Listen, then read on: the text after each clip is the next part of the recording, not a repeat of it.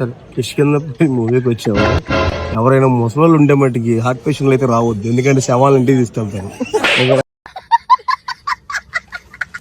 దయచేసి నా అలాగే ఇలా షార్ట్ లిస్ట్ అయితే రావద్దు, షార్ట్లు పేలిపోతాయి. మ్యాటర్ ఏంటంటే నిన్న మేము మా గ్యాంగ్ అంతా కూడా కలిసి కిష్కిందపూరి సినిమాకి అయితే వెళ్ళిపోయాం. మా రవీంద్ర గారికి హర్రర్ సినిమాలు అంటే పిచ్చ భయం అనమాట.